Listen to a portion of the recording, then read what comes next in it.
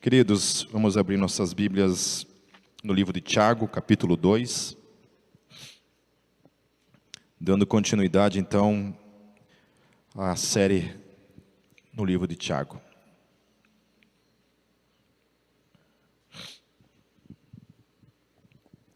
O título dessa pregação é Fé e Obras.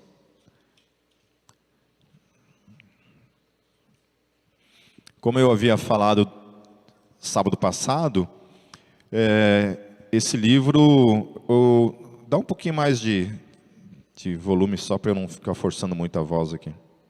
E som, aí tá bom. Esse livro não era para estar na Bíblia se dependesse de alguns teólogos lá na Reforma Protestante. Porque tem um versículo em especial aqui que Tiago vai tratar, que realmente, sim, parece, aparentemente, estar em contradição com aquilo que especialmente Paulo fala em suas cartas, né? Que a salvação é pela fé, né? Unicamente pela fé, e essa é uma das colunas da Reforma Protestante, né? Que a salvação realmente é pela graça, né? A salvação vem pela fé. E Tiago, aparentemente, para alguns, denotava essa questão de uma contradição, uma aparente contradição. Então, o que eu quero fazer nessa noite é demonstrar que o contrário, aquilo que Tiago está falando aqui, vai estar em concordância também com outros textos que a Bíblia fala a respeito dessa questão de fé e obras. Amém? Logo no começo, ali nos primeiros versículos, Tiago vai tratar alguma questão não envolvendo necessariamente a fé, mas a praxis da fé, ou seja, ainda que ele não esteja falando necessariamente de fé, ele está lidando com fé. Por quê? Mais para frente ele vai falar que uma coisa caminha com a outra, elas são inseparáveis em miúdos, certo? Fé e obras são duas coisas que caminham juntos, certo? Então nós vamos perceber isso no decorrer do texto. Então ele fala assim: meus irmãos, como crentes em nosso glorioso Senhor Jesus Cristo, não façam diferença entre as pessoas, tratando-as com favoritismo. Suponham que na reunião de vocês, entre um homem com anel de ouro e roupas finas, e também entre um homem pobre com roupas velhas e sujas, se vocês derem atenção especial ao homem que está vestido com roupas finas e disserem: aqui está um lugar apropriado para o Senhor, mas disserem ao pobre: você fique de pé ali, ou sente-se no chão, junto ao estrado onde ponho os meus pés, não estarão fazendo discriminação, fazendo julgamento com critérios errados? Então olha só, esse aqui é um texto um pouco difícil de aplicar aqui na nossa realidade, né? Porque aqui, se for discriminar aqui quem é pobre, né, não sobra ninguém, certo? Tem que discriminar todo mundo. Então, é um texto que é um pouco mais complicado. Mas eu achei uma coisa interessante uma vez. A Jocum, ela fez uma vivência com a Gólgota.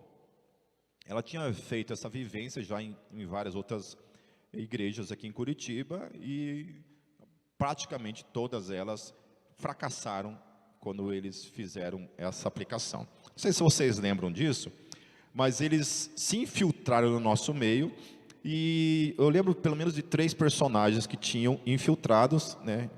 Só eu e a Kátia sabia, mas ninguém sabia, porque eu lembro só nós dois que sabíamos, né, amor? Eles entraram em contato com a gente, falaram: a gente quer fazer essa vivência aí, pediu nossa autorização. Eu falei: não, pode fazer. Um se vestiu de mendigo, derramou uns álcool lá, ficou fedendo cachaça mesmo. Uma outra se vestiu meio que de quenga, né? meio pirigueta, né? Simulando que era uma prostituta. Um outro foi vestido de playboy, né? E tinha uma patricinha, né? Tinha uma que foi bem vestidinha, com uma roupa bem extravagante, assim. O que mais que tinha, você lembra? Eu lembro só desses 4, né? Acho que é mais ou menos isso. Não lembro se tinha mais algum personagem lá, né? E aí foi engraçado, porque na hora que eu estava pregando, né? Como eu sabia do que estava acontecendo, né? O mendigo queria ficar falando na hora do culto, né? Ficava levantando a mão assim. Daí o Luke estava sentado ao lado dele, o Luke ficava segurando, porque o Luke não sabia o que estava acontecendo, né? E foi bem interessante, assim. E no fim das contas, o culto terminou e todos foram bem tratados. Mas a moça que estava simulando que era uma prostituta, tinha umas casadas lá que queriam a cabeça dela, de tudo que é jeito, no final do culto. Aí, quando descobriram que era um personagem, ficaram com maior vergonha na cara, né? Então, às vezes, moral da história é que a gente acabou passando no teste e realmente todos foram bem recebidos, foram bem tratados, graças a Deus, a gente não reprovou nesse teste. Mas, trazendo isso para o nosso contexto, muitas vezes, o pobre não é necessariamente o nosso problema. Porque, como eu falei, a gente, né, todo mundo aqui é de classe média baixa, mais baixa do que média, mas, né, a gente não enfrenta muito essas questões. Mas existem questões, por exemplo, onde a gente já viu discriminação com pessoas, por exemplo, que foram para Gólgota e sofreram discriminação cultural, por questões de cultura, né?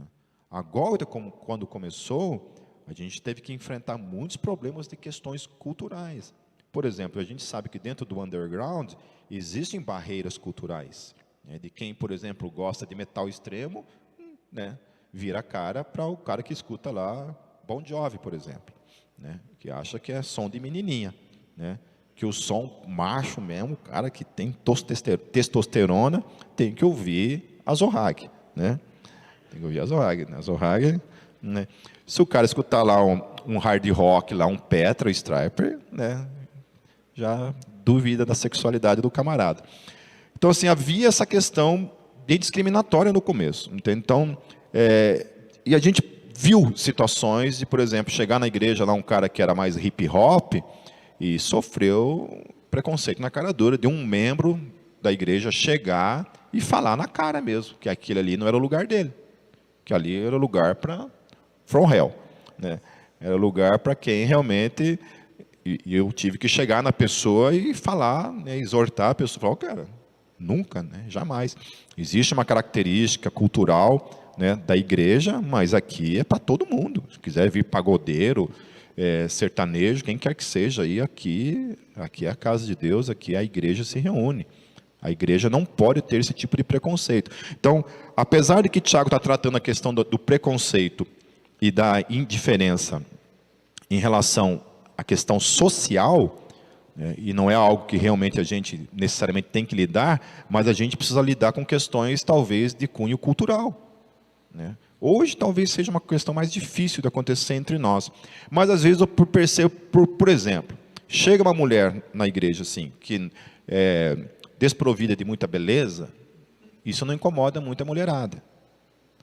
Mas se chegar uma mulher assim, né, uma Angelina Jolie, que é difícil achar no meio underground, né? Mas se chega uma menina assim um pouco, né, ajeitadinha, bonita, que chama atenção, eu vejo que a mulherada fica toda eriçada. Então tem que tomar cuidado com isso. Estou pegando no calo ou não é verdade? Ou você nem liga? Assim. Com os homens, a mesma coisa. Então tem que tomar cuidado com essas questões que envolvem questões de cultura, certo? Não questões sociais necessariamente, mas questões de cultura. Por que eu estou falando isso? Porque Tiago vai trabalhar muito fortemente essa questão da fé, que a fé é uma atitude, e as atitudes, muitas vezes, que a gente comete no dia a dia, vai contradizer a nossa própria fé. Então, não apenas nas questões sociais, mas nas questões culturais. Isso é muito perigoso. Então, assim como a gente sofre muitas vezes preconceito por causa da cultura, numa igreja talvez de cunho tradicional, a gente pode estar cometendo o mesmo erro ao discriminar pessoas por questões culturais. Amém? Então, ouçam, meus amados irmãos, aí ele vai falar, trabalhando essa questão social. Não escolheu Deus os que são pobres aos olhos do mundo para serem ricos em fé e herdarem o reino que ele prometeu aos que o amam? Olha só, Deus escolheu os pobres. Amém?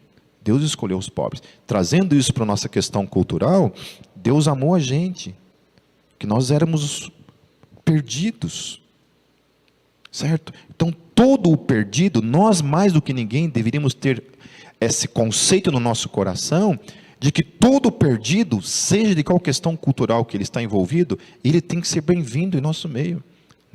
E questões de beleza ou não, pessoas desprovidas de beleza ou hiper belas, a diferença não há na questão da salvação. Todos aqueles que precisam de Jesus devem ser bem-vindos no nosso meio. Devemos amá-los da mesma forma. Tratar bem pessoas bonitas, pessoas feias, né? Será que se existe essa questão de pessoa feia, né? Porque cada panela tem sua tampa, né? Talvez vocês olhem para mim e achem que a Kátia é meio cegueta na vida, entende? Mas é isso aí, eu sou a tampinha dela, não tem jeito, né? Deus fala, é você mesmo, né? A parte de baixo é bonitinha, mas a tampinha é feinha, mas é isso aí, né? Amém?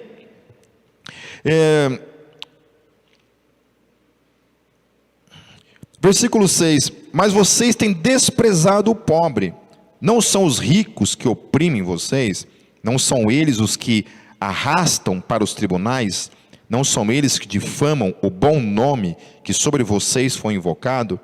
Se vocês de fato obedecerem à lei real, encontrada nas Escrituras, que diz, ame o seu próximo como a si mesmo, estarão agindo corretamente. Então, aqui, Tiago lhe resume essa questão da lei mais uma vez, né? Essa questão de trazer a lei, de que o cumprimento da lei está em você amar a Deus e você amar o teu próximo. Então, fé é isso. Se eu creio em Deus, a quem eu não vejo, certo? E eu trato mal o meu irmão a quem eu vejo, existe uma contradição aí. E esse não é o tipo de fé a qual o Evangelho está anunciado no nosso coração. Mas se tratarem os outros com favoritismo, estarão cometendo pecado e serão condenados pela lei como transgressores. Olha só. Então, quando eu não amo as pessoas, quando não trato todos como iguais, eu trato com diferenciação, seja de cunho social, de cunho cultural, de cunho estético que seja, quando eu trato as pessoas com diferença, eu estou contradizendo a minha própria fé. Que a minha fé, ela não pode ser excludente, ela não pode excluir as pessoas, elas têm que trazer as pessoas para perto. Ela tem que trazer as pessoas para perto. Amém? E especialmente nessas questões políticas, hoje em dia, né, a gente percebe que a igreja esqueceu isso. Porque agora, por questões políticas, fala a verdade, você não exclui o teu irmão do Facebook? Não? Olha a hipocrisia aí, hein? Né? Não é assim que está acontecendo? A gente não consegue mais. Eu vou confessar para vocês, meus queridos, eu quando comecei a ficar endemoniado com esse negócio de política na internet, eu perdi muitos amigos, digamos ali do Facebook, né? E olha, tinham pessoas que eram muito importantes para mim, né? E as que eu tive mais confronto assim e brigas feias, o Espírito Santo me incomodou de uma maneira tão grande que eu fui atrás dessas pessoas e pedi perdão. De verdade. Ainda que de vez em quando eu e essas pessoas ainda temos nossos desacordos políticos, nunca mais eu baixei o nível das coisas. O nosso respeito como pessoa, assim, a gente conversa em box assim, nunca mais teve esse tipo de reação. Então, sabe, o Espírito Santo precisa incomodar a igreja, né? A gente não pode ficar dividido por questões políticas, né? Nosso Deus é um só. Amém? Continuando, pois quem obedece a toda a lei, mas tropeça em apenas um ponto, torna-se culpado de quebrá-la inteiramente. Então, olha só, por uma questão tola, por uma questão pequena, por uma questão estúpida, por uma questão apenas de preconceito, com a questão do outro, com aquilo que a gente está enxergando de fora, a gente acaba pecando em toda a lei. É isso que Tiago está falando. E olha que só, Tiago não está falando de questões de sexualidade, questões de mentira, ele está falando de uma questão comportamental, que se eu trato uns com diferença, apenas por questão social, eu estou pecando. Por questão cultural, eu estou pecando. Então a gente foi muito envenenado por essa mídia que está por aí, ao ponto que a gente não consegue mais, por exemplo, sentar do lado de um muçulmano e amar ele. A gente quer arrancar a cabeça do cara. Entende? Eu vejo o tempo todo isso, pessoas que são influencers, que estão aí influenciando a sociedade, que levantam uma bandeira cristã e que propagam esse tipo de coisa. Amém? Em algum lugar nas Escrituras fala que a gente vai resolver as coisas na base da espada, pela força, pela violência. O reino de Deus é assim que é propagado? Como é que o reino de Deus conquista as nações? Por meio de quem? Do Evangelho. Da ação do Espírito Santo. Não por força, nem por violência, mas pelo meu Espírito. Amém?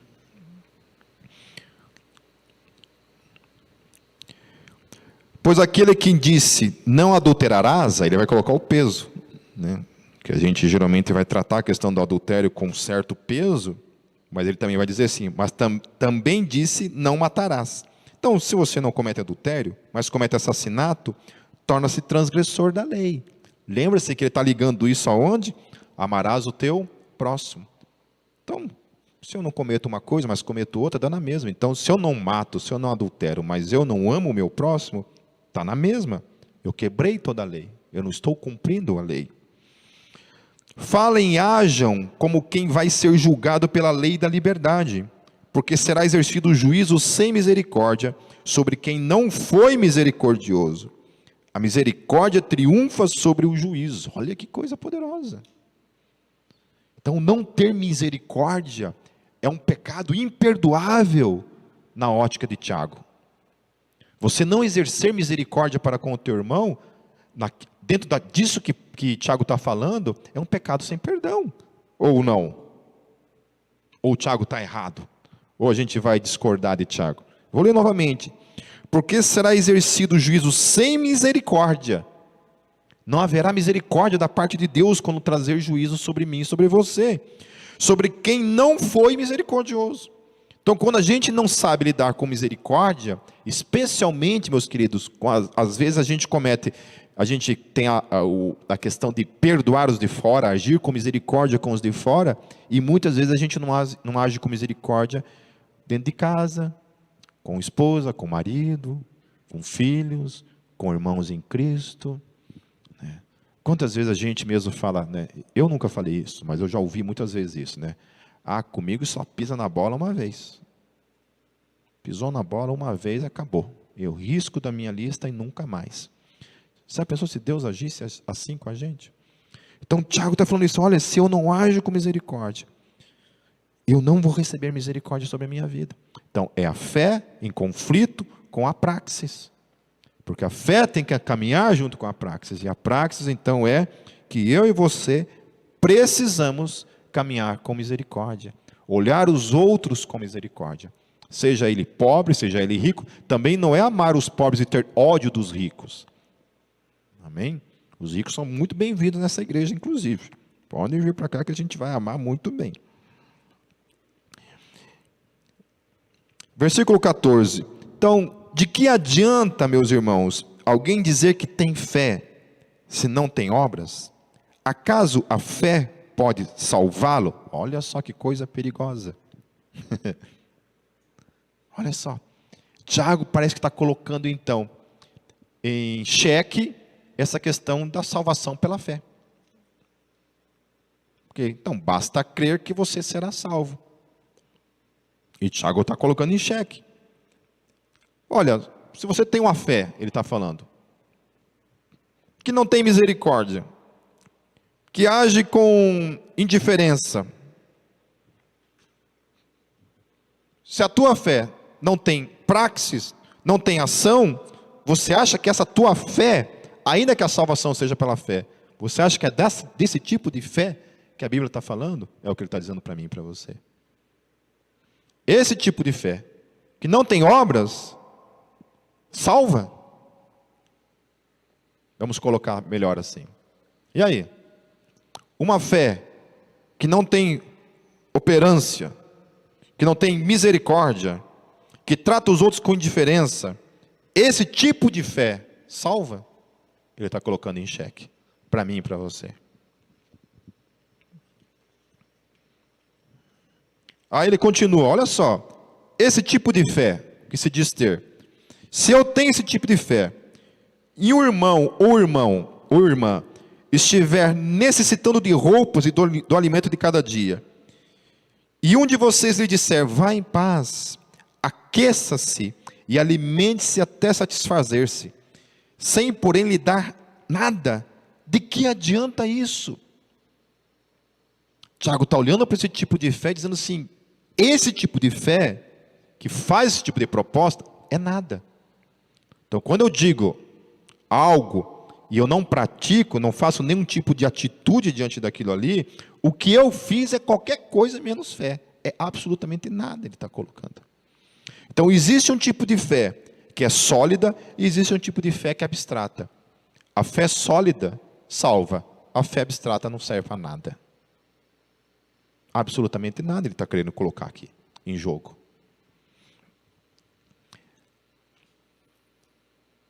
Assim também, a fé por si só, se não for acompanhada de obras, está morta. Morta. E é interessante isso, né? Porque o que acontece com um morto? Quando você chega lá num velório, né? Tem sentido eu falar assim, morto? Vai fazer um lanchinho. Morto. Vai dar uma caminhadinha para esticar as pernas. Morto. Vai ali levar uma comidinha para o pessoal que está com fome ali fora. Faz sentido você falar isso para um morto? Por que não tem como você falar isso para um morto? Porque o morto não tem praxis, não tem atitude. A Bíblia fala isso, que ali o texto, né, trabalhando dentro do contexto, porque a palavra Hades e Sheol também tem o sentido de sepultura, não é somente isso, mas também tem o sentido de sepultura, depende do contexto. Ali ele fala assim, que no Hades, ou seja, no Sheol, ou na sepultura, não existe obras. Não existe ação. Não existe nada em movimento. A não ser os bichos que estão lá te consumindo. É o único movimento que está acontecendo ali. Mas não daquele que está ali, morto. Assim também, quando o Tiago está falando da questão de que a fé é morta, é isso. Se é uma fé que não tem movimento, ela está morta. E aos movimentos certos ainda por cima. Se a minha fé não tem movimentação, ela é morta. Ela precisa ter movimentação. Atitudes, e aqui ele está falando de atitudes de amor também, mas também trabalhando essa questão da santificação, e daí ele está falando também da questão da praxis no dia a dia, que é quando eu vejo algo, e eu não tomo uma atitude diante de algo, essa minha fé é morta. Só palavras não adianta, precisa ter também atitudes.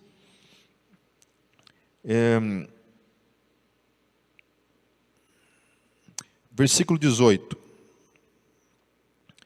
Mas alguém dirá, você tem fé, eu tenho obras.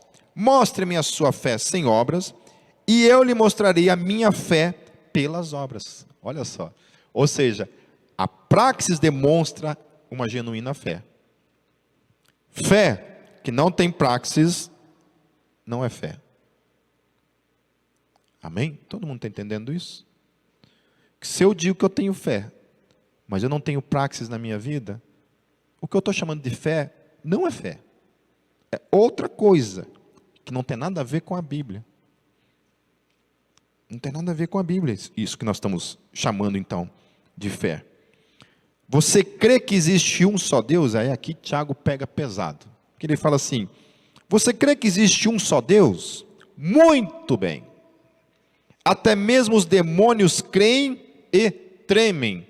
Ou seja, acreditar na existência de Deus, sem praxis, até demônio acredita. E ele está comparando, não é interessante isso? Porque ele está comparando assim, essa fé sem obras, com o mesmo tipo de atitude que os demônios têm. Porque os demônios creem que Deus existe. Mas as atitudes dos demônios salvam eles? Não. Por quê? Porque elas são contrárias. Então, quando eu não tenho uma fé, quando eu não tenho obras na minha fé, não tenho atitudes na minha fé, esse tipo de fé, então, é o mesmo tipo de fé que os demônios têm, que não salva ninguém. É o que ele está falando. Acreditar que Deus existe, até os demônios acreditam na existência de Deus. Então, não basta acreditar na existência de Deus, não basta acreditar naquilo que Jesus fez na cruz. Se aquilo que Jesus fez na cruz, eu crer nisso, e isso não gerar em mim atitudes, movimentos, esse tipo de fé não é genuína.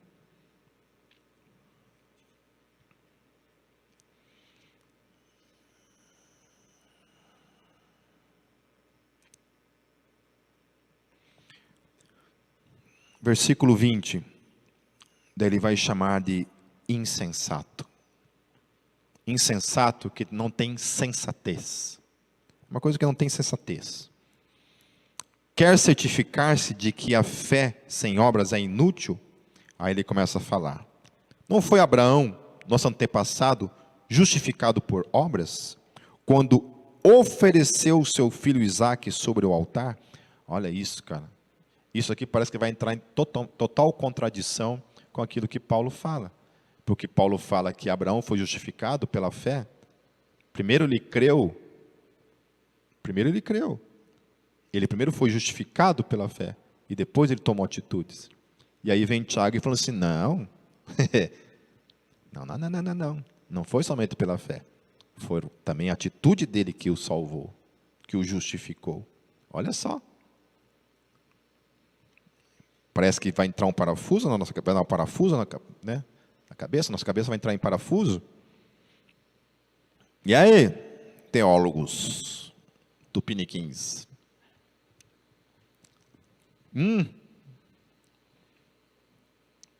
Você pode ver, ele vai falar no versículo 22, você pode ver que tanto a fé como as suas obras estavam atuando juntas. Olha só que coisa linda. E a fé foi aperfeiçoada pelas obras. Aleluia! Ele está falando o seguinte, então, que o tipo de fé que Abraão tinha era uma fé que somente acreditava em Deus, estava ali estático, parado, esperando ser salvo, maranata, aleluia, volta logo Jesus, eu quero ir para o céu e acabou. Era isso que Abraão estava fazendo? Não. Ele creu em Deus, mas também essa fé dele levou ele a fazer algo, a caminhar na direção daquilo que Deus tinha como chamado para a vida dele. Aí ele vai falar outro caso no versículo 25. No versículo 24, de novo, ele vai mexer na ferida. Ele fala assim, vejam que uma pessoa é justificada por obras e não apenas pela fé. Se você fala um negócio desse aqui no meio de um encontro de teologia reformada, você é capaz de apanhar. Eu mesmo era o primeiro a bater na pessoa que falasse um negócio desse. Isso o apóstolo Tiago está falando. No versículo 25, caso semelhante é o de Raabe, a prostituta. Não foi ela justificada pelas obras? Quando acolheu os espias e os fez sair por outro caminho? Daí ele fala uma coisa interessante, ele fala assim como o corpo sem espírito está morto, também a fé sem obras está morta. Ou seja, eu não creio que a justificação é somente por obras. E não é isso que Tiago está nos falando. O que ele está nos falando é que a salvação, sim, a justificação é por fé, sim, mas que tipo de fé ele está falando? Ele está separando e distinguindo muito bem para mim e para você que tipo de fé a Bíblia está falando. É uma fé que gera atitudes. Daí, eu queria completar isso com Hebreus 11. Vamos ver lá o que Hebreus 11 fala. Hebreus 11, no versículo 1, vai falar assim, né? Sem fé é impossível, né, você agradar a Deus. É necessário que aquele que se aproxima de Deus creia que Ele exista, né, e que Ele é galardoador daqueles que o buscam. Amém? Então, é tipo Você precisa crer que na existência de Deus, obviamente. Então, não é obras, simplesmente. Não é sair por aí fazendo um monte de coisa boa, mas não acreditar, não ter fé em Deus, que isso vai salvá-lo, não é isso. Mas também não é somente acreditar que Deus exista, né, e não ter nenhum tipo de atitude. Não é nem isso e nem isso. Aí o autor de Hebreus, lá no versículo 4, olha só o que ele fala. Pela fé, Abel ofereceu a Deus um sacrifício. Ou seja, ele creu, mas ele fez algo para Deus. Ele creu em Deus, mas ele tomou uma atitude de sacrificar a Deus. No versículo 5, olha só o que fala de Enoque. Pela fé, Enoque foi arrebatado, de modo que não experimentou a morte. Ele já não foi encontrado porque Deus o havia arrebatado. Pois antes de ser arrebatado, recebeu testemunho de que tinha agradado a Deus. Ou seja, ele não somente cria, mas ele tinha alcançado o testemunho diante de Deus. Ele tinha atitudes diárias diante de Deus. E isso o levou a ser arrebatado. Graça, obviamente graça. Mas essa é a evidência de que a fé de Enoque era a fé a qual a Bíblia está falando. Era uma fé que gerava o quê? Uma atitude, uma ação. Lá no versículo 7, falando de Noé, olha que interessante. Pela fé, Noé, quando avisado a respeito das coisas que ainda não se viam, movido por santo temor, construiu uma arca para salvar sua família. Então, como é que Noé foi salvo, meu querido? Pela fé? Sim. Mas o que mais? Ele não teve que construir uma arca? Teve. Está que nem aquela história, né, do cara que estava lá numa enchente, né, e estava lá em cima do telhado da casa, e orava, Deus, me salva. Daí vem lá um barquinho, né, um botezinho lá, venha, pula aí dentro, né? Daí o cara falou, não quero não, Deus vai me salvar. Daí o barquinho vai embora. Vem um outro barco maior, ele continua orando. Ele fala, não, Deus vai me salvar. Vem um helicóptero, joga uma escada para ele. Daí ele fala, não, Deus vai me salvar. Moral da história é que a enchente cobre a casa, mata ele afogado, chega no céu, e ele vai reclamar com Deus. Né? Fala, Deus, orei tanto, lá e você não me salvou. Fala, cara, mandei mandei 2 barcos e um helicóptero para salvar você, você não quis. Entende? Então, a atitude de Noé foi mais ou menos igual a esse cara teve, se ele simplesmente tivesse apenas crido, e não tivesse feito o barco. Entenderam? Então ele foi salvo pela fé, mas porque tomou uma atitude de obedecer a Deus e fazer aquilo que Deus tinha mandado ele fazer. E olha só de Abraão, lá no versículo 6, pela fé Abraão, quando chamado, ele fez o quê? Obedeceu, repita comigo, obedeceu. Abraão foi salvo pela fé? Foi. Mas e se ele não tivesse obedecido, meus queridos? Se Abraão, quando recebeu aquele chamado da parte de Deus, lá em Canaã, estava lá, se ele não tivesse simplesmente ouvido Deus falar, sai da tua terra, sai da tua parentela, e vai para onde eu estou te direcionando. Não, vou ficar por aqui. Eu creio que o Senhor existe. Entenda isso, Yahvé. Eu acredito na tua existência, mas deixa eu quietinho aqui. O que teria acontecido?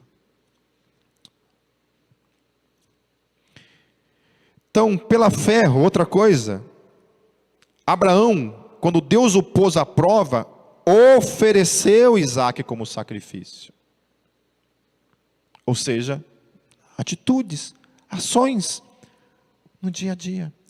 O mesmo quando você vê o próprio apóstolo Paulo falando sobre essas questões da salvação pela fé, pela graça, o justo caminha por fé, ele é salvo pela fé. Vamos olhar para a vida do apóstolo Paulo. O apóstolo Paulo somente creu. Os apóstolos somente creram. Os discípulos somente creram. A igreja foi chamada somente para crer, para não fazer absolutamente nada na vida. Não obedecer o seu chamado. Vocês acham que esse tipo de fé é a fé que de fato salva? A fé que de fato salva a mim e a você é essa fé que gera obediência.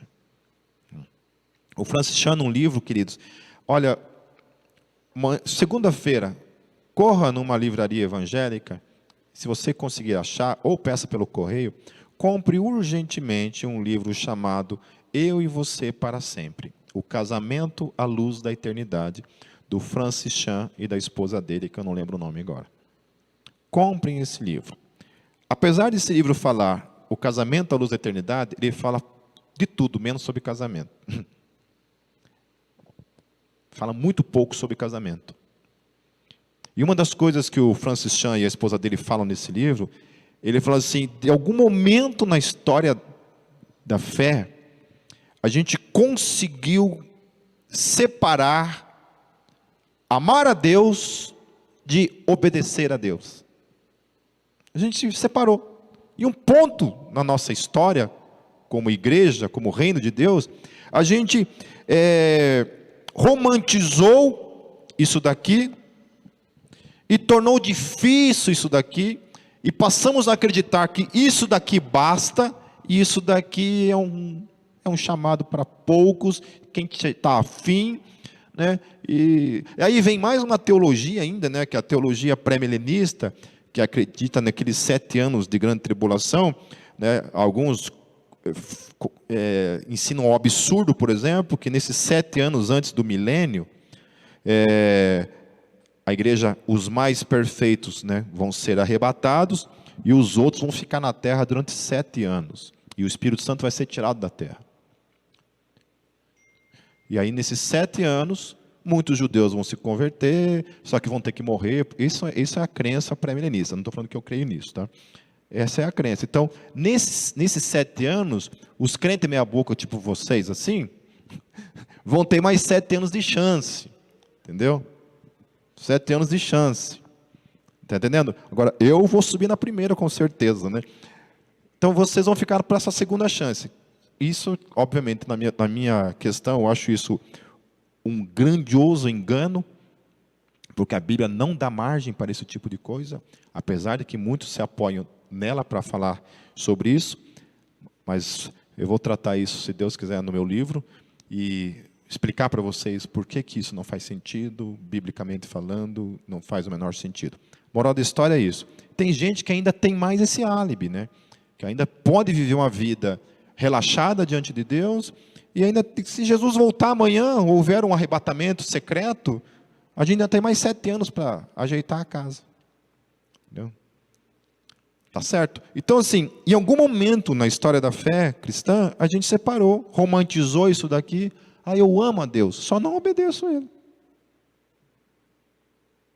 Mas como eu creio em Jesus, e eu amo Jesus, eu vou ser salvo, mesmo sem obedecê-lo. Faz sentido isso para vocês? Faz sentido a gente crer nisso? Crer que em algum momento nós podemos amar a Jesus sem obedecê-lo? A Bíblia ensina isso? Todos esses homens que a gente citou aqui, e eu citei só alguns, podia ficar aqui citando vários, foram salvos por meio da fé. Mas a fé deles não era simplesmente esse tipo de fé de amo Jesus, creio em Deus, creio na salvação, creio no que Jesus fez por mim na cruz, só não obedeço. Nenhum deles foi assim. Nenhum deles foi assim. E o que a Bíblia está nos exortando é isso. O que Tiago está falando é isso, queridos. Fé sem obediência não é fé. Amor sem obediência não é amor. Fé sem misericórdia não é fé. Se eu quero ser salvo de fato, se eu entendo que eu sou salvo de fato, eu tenho que trazer sobre a minha vida uma crítica diária e tentar entender se de fato o meu comportamento diário, a minha vida diária de fé condiz com a praxis dela. Porque se não existe praxis dela, aquilo que eu chamo de fé é qualquer coisa, mas não é a fé que a Bíblia está nos falando, nos exortando a vivê-la, especialmente no quesito à obediência. Amém?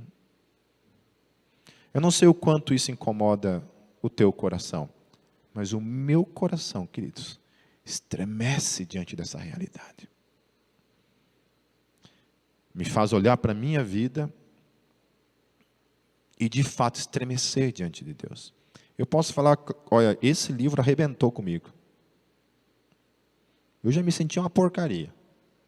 Depois que eu li ele, não sobrou mais nada. Daí eu fico pensando, poxa vida, e eu estou aqui, né, servindo a Deus, tentando fazer, né, ainda sendo o trapo de imundícia que eu sou, ainda estamos aqui. Daí eu fico pensando naquelas pessoas que são totalmente ignorando o seu chamado, a sua obediência, ama Jesus, né, mas não tem prática nenhuma da sua fé.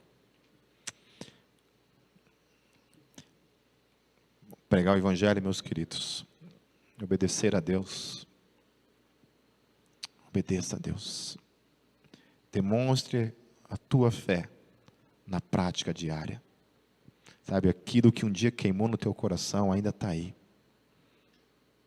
ainda está aí, não deixe isso ser roubado por esses conceitos de que você ama a Deus, mas lasque-se em obedecer a Deus, obedeça ao Senhor, demonstre que você ama o Senhor obedecendo, demonstre que eu e você somos de fato pessoas que creem obedecendo, em nome de Jesus. Vamos fechar nossos olhos.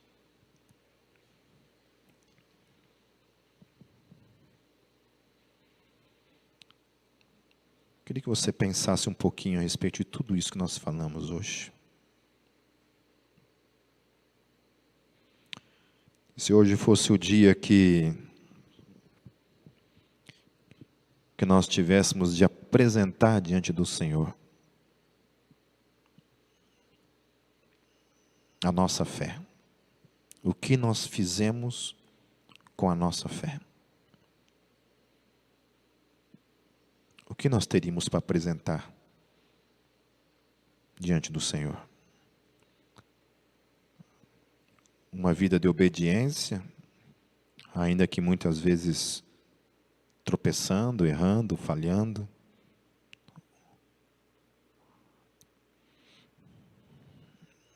Ou uma vida absolutamente alienada, indiferente para com aqueles que estão morrendo.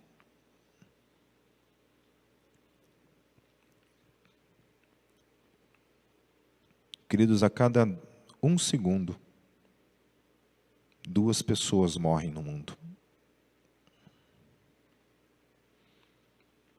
A cada dia, mais ou menos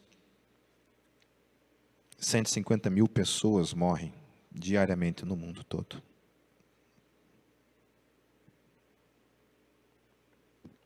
A maioria esmagadora delas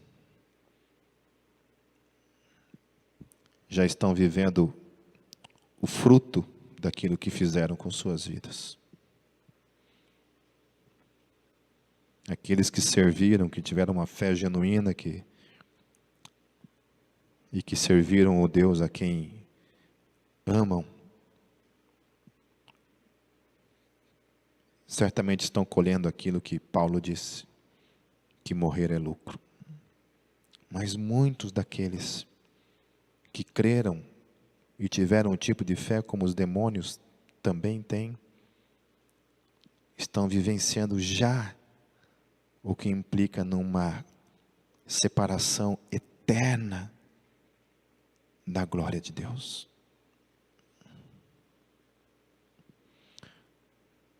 Não deixemos para amanhã, olhemos para a eternidade, com os nossos olhos na eternidade,